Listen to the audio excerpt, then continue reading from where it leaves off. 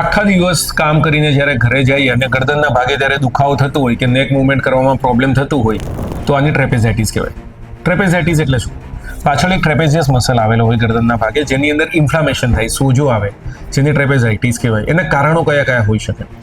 આખો દિવસ કોમ્પ્યુટરની સામે બેઠા રહેવાનું થતું હોય, અથવા તો પુઅર પોસ્ચરમાં વાંચવાનું થતું હોય, સૂતા સૂતા મોબાઈલ યુઝ કરવાની આદત હોય, અનઇવન પોઝિશનમાં સૂવાની આદત હોય, ઘણી વખત સ્ટ્રેસ અથવા તો થાકના કારણે પણ આ ભાગમાં દુખાવો થતો હોય, જે બધાના કારણો હોઈ શકે.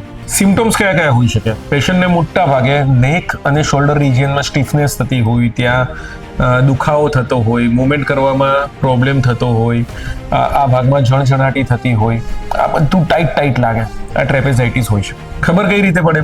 ડૉક્ટર પાસે જઈએ એટલે મોટા ભાગે ડૉક્ટર ખાલી ક્લિનિકલ એક્ઝામિનેશનના આધારે કહી શકે કે આ ટ્રેપેઝાઇટિસ છે, જેના માટે એના બાકીના બધા જ કોઝિસ રૂલ આઉટ કરવા પડે. મટે કઈ રીતે? પહેલી વસ્તુ, સૂતી વખતે મોબાઈલ યુઝ નહીં કરવાનો.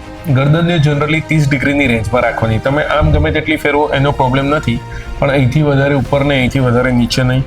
ગરદન પાછળ સપોર્ટેડ હોવી જોઈએ. મોબાઈલ જોવો હોય તો આ રીતે, વાંચવું હોય તો આ રીતે, રોટલી થોડી દૂરથી બનાવો, લખવું હોય તો થોડું દૂરથી લખવાનું, અનઇવન પોઝિશનમાં સૂવાનું ટાળવું જોઈએ. આ ભાગમાં થોડો ગરમ શેક કરવો જોઈએ, જે લોકલ એપ્લિકેશનવાળું ક્રીમ હોય દુખાવા માટેનું એ તે લગાડવું જોઈએ, અને ડૉક્ટર અમુક મેડિસિન્સ પ્રિસ્ક્રાઇબ કરે એ લેવી જોઈએ.